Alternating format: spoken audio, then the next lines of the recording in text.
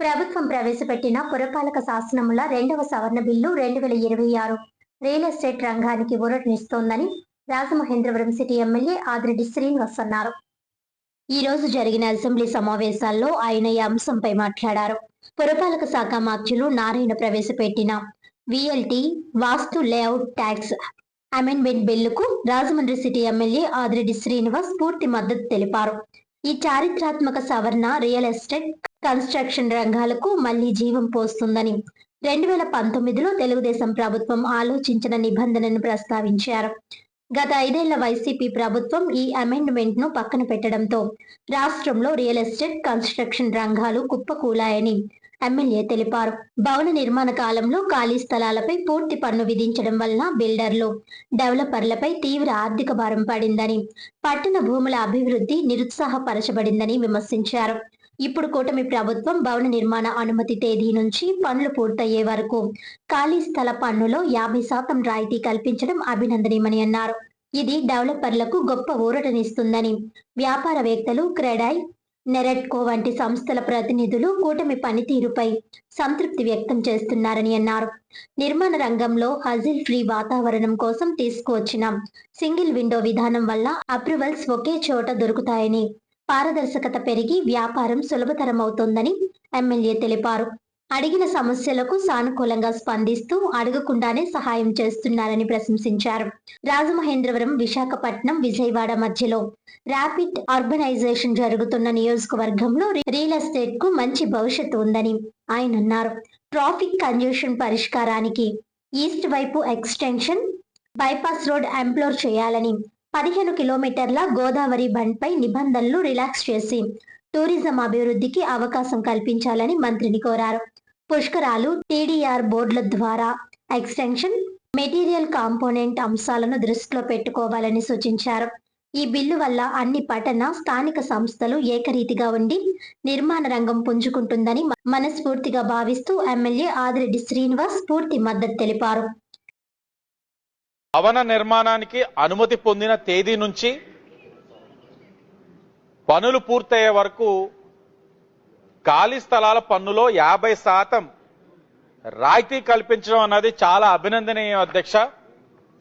ఇది డెవలపర్లకి గొప్ప ఊరటనిస్తుంది అధ్యక్ష. ఈరోజు రాష్ట్రంలో వ్యాపారవేత్తలు కానివ్వండి, క్రెడాయ్ కానివ్వండి, నెరెట్కో కానివ్వండి, అలాంటి అనేకమైన సంస్థలు, ప్రతినిధులు కూటమి యొక్క పనితీరు పైన చాలా సంతృప్తిగా ఉన్నారు. ఏ సమస్య గురించి అడిగినా సానుకూలంగా స్పందించడంతో పాటు అడిగినవే కాదు, అడగకుండా కూడా ఎవరైతే ఈ క్రెడాయ్ కానీ, నెరెట్కో కానీ ప్రతినిధులకి కూటమి ప్రభుత్వం అన్ని కూడా వారి యొక్క రంగాల యొక్క అభివృద్ధి కోసం కృషి చేస్తా ఉన్నారు. నిర్మాణ రంగంలో ఉన్న హ్యాజిల్ ఫ్రీ వాతావరణం కోసం మన ప్రభుత్వం తీసుకొచ్చిన సింగిల్ విండో విధానం వల్ల అప్రూవల్స్ అన్ని ఒకే చోట దొరుకుతున్నాయి. ఇది పారదర్శకతకు పెంచడమే కాకుండా వ్యాపారాన్ని కూడా సులభతరం చేస్తుందన్న విషయాన్ని కూడా మీకు తెలియచేస్తూ, ముఖ్యంగా నాలాంటి నియోజకవర్గం ఏదైతే రాజమహేంద్రవరం, ఇటు విశాఖపట్నం, అటు విజయవాడ మధ్యలో ఉండి వేగంగా అంటే ర్యాపిడ్ అర్బనైజేషన్ అవుతా ఉంది. అది గోదావరి నడిబొడ్డున ఉండడం వల్ల ఇక్కడ రియల్ ఎస్టేట్కి మంచి భవిష్యత్తు ఉంది. ఈ విఎల్టీ మినహాయింపుల వలన రాజమహేంద్రవరంలో, అలాగే నాలాంటి సిటీస్ కానీ ఇవన్నీ కూడా కార్పొరేషన్స్, మున్సిపాలిటీస్ నిర్మాణాలు పెరిగి నగర రూపురేఖలు ఒకటి మారడానికి అన్ని విధాలుగా కూడా అవకాశం ఉంటుందని కూడా ఆశిస్తూ, అలా అధ్యక్ష మీ సమక్షంలో మంత్రి గారికి కూడా తెలియజేయాల్సిన కొన్ని ఉన్నాయి. రాజమండ్రి వరకే మనం చూసినట్లయితే ర్యాపిడ్ అర్బనైజేషన్, ట్రాఫిక్ కంజెషన్, ఓ పక్కన వెస్ట్ వైపు చూస్తే గోదావరి నది ప్రవాహం, నార్త్ వైపు అంతా ఎయిర్పోర్ట్, ఈస్ట్ వైపే మనకి ఎక్స్పాన్షన్ అవకాశం ఉంది.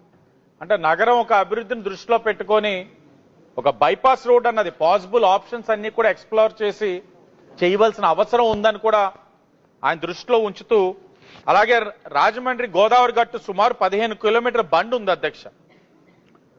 కొన్ని నిబంధనలు పెట్టున్నారు. ఏదేమైనా నిబంధనలు 1932లోనే వచ్చినంత ఫ్లడ్ అయితే అప్పుడు వచ్చిన ఫ్లడ్ ఈ రోజు దాకా ఏది రాలా. ఆనాటికి కూడా బండి ఏ విధంగా కూడా చెక్కు చెదరలా.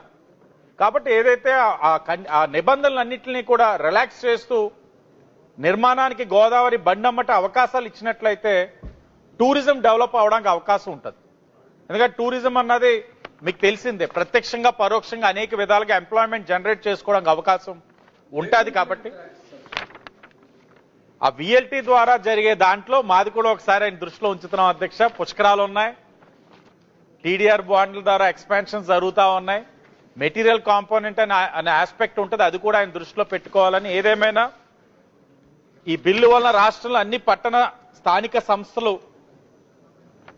పన్ను విధానం ఏకరీతిగా ఉండటమే కాకుండా నిర్మాణ రంగం మళ్ళీ పుంజుకుంటుందని మనస్ఫూర్తిగా భావిస్తూ దీనికి పూర్తి మద్దతు తెలుపుతూ సెలవు తీసుకుంటున్నాను అధ్యక్ష.